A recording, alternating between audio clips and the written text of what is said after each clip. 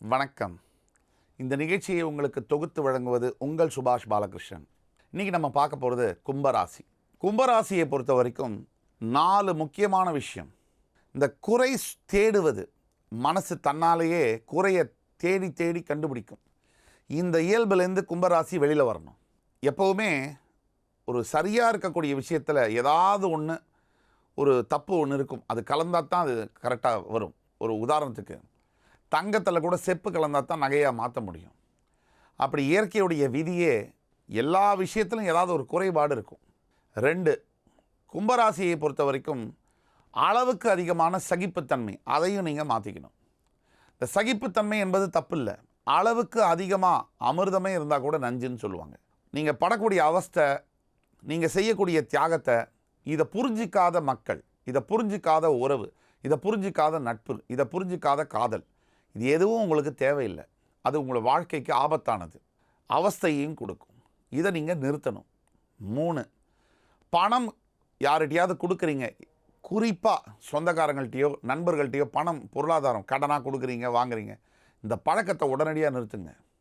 இதனால் வரக்கூடியது மனக்கசப்புகளும் மனசில் ஆறாத ரணமும் தான் இதனால் மிஞ்சும், வேறு எதுவும் மிஞ்சாது. 4வது, கும்பராசி நேயர்கள் மாற்றிக்கொள்ள வேண்டிய ஒரு விஷயம் என்னென்னா, சலிப்பு தட்டுறது. எல்லாத்தையும் ஒரு விஷயத்தை வச்சு உலகமே இப்படி தான் முடிவு பண்ணக்கூடிய தன்மை, இதையும் நீங்கள் மாற்றிக்கணும். இந்த 4 குணத்தையும் மாற்றிக்கிடும் போது உங்களுடைய வாழ்க்கையில் பெரிய உயரங்களை அசாத்தியமாக நீங்கள் எட்ட முடியும். குரு பகவான் எப்போவுமே தான் இருக்கிற இடத்துல பிரச்சனையை தான் தருவார். தான் பார்க்குற பார்வைக்கு தான் அதிகப்படியான நன்மைகளை தருவார். அந்த வரிசையில் குரு பகவான் இன்றைக்கி உங்களுடைய ராசியை பார்க்குறாரு. குரு பகவான் 9ஆம் பார்வையாக உங்கள் ராசியை பார்க்குறார். தன்னுடைய 7ஆம் பார்வையால் உங்களுடைய 11ஆம் வீட்டை பார்க்குறார். தன்னுடைய 5ஆம் பார்வையால் உங்களுடைய 9ஆம் வீட்டை பார்க்குறார். 9, 11 உங்கள் ராசி, இந்த 3 இடங்களை பார்க்குறார். இதில் நம்ம வருவோம். எப்போவுமே ஜோதிடத்தில், ஜோதிடம்ங்கிறது ஒரு மாயாஜால வித்தையோ அல்லது ஒரு நம்மளாம் புரியாத ஒரு விஷயமோ அப்படி கண்டிப்பாக கிடையாது. ஜோதிடம் என்பது மூட நம்பிக்கையா அப்படின்னு கேட்டால் அது இன்னுமே சத்தியமாக சொல்ல முடியும் இல்லை. விஞ்ஞானத்தினுடைய கொள்ளு தாத்தா தான் ஜோதிடம் அப்படின்னு சொன்னால் நீங்கள் நம்ப முடியுமா? அதுதான் உண்மை. அப்படிப்பட்ட இந்த ஜோதிட சாஸ்திரத்தில் எந்த ஒரு விஷயத்துக்கும் பின்னாடி சரியான காரணங்கள் இருக்குது, ஏற்றுக்கொள்ளும்படியான காரணங்கள் இருக்குது. சில பல இடங்களில் இதை பற்றி தவறான கருத்துக்கள் பெருகுவதனால தப்பான அர்த்தங்களாக மக்கள்கிட்ட போய் சேருது. இதை நம்ம தவிர்த்துக்கணும். மக்களும் விழிப்புணர்வை ஆராய்ஞ்சு, மக்களும் அலசி ஆராய்ஞ்சு தான் இந்த விஷயத்தை புரிஞ்சுக்கணும். இந்த ஜோதிடத்தில் சொல்லப்பட்டிருக்கிற விஷயத்தில் ரொம்ப முக்கியமானது எதுன்னா 9ஆம் வீடுன்னு சொல்கிறாங்க.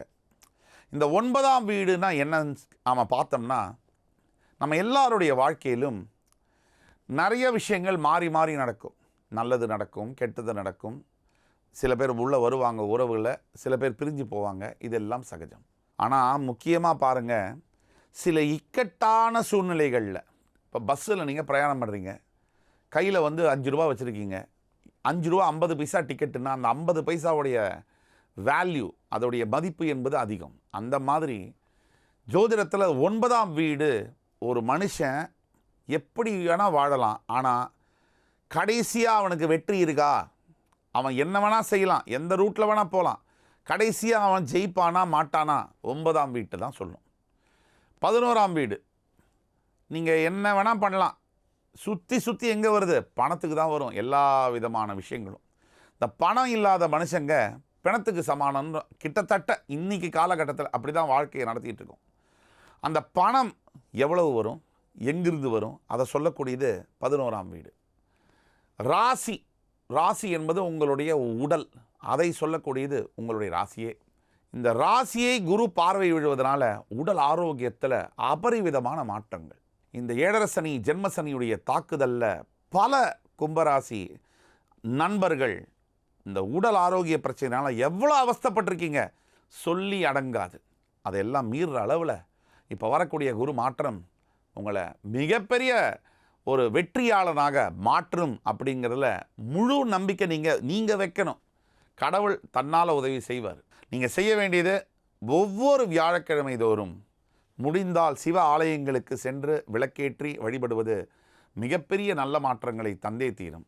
இந்த நிகழ்ச்சி உங்களுக்கு பிடிச்சிருக்கும்னு நம்புகிறோம். அடுத்து வேறொரு நிகழ்ச்சியில் மறுபடியும் உங்கள் எல்லோரையும் சந்திக்கும் வரை உங்களிடமிருந்து விடைபெறுவது உங்கள் சுபாஷ் பாலகிருஷ்ணன். நன்றி, வணக்கம், வாழ்க வளமுடன்.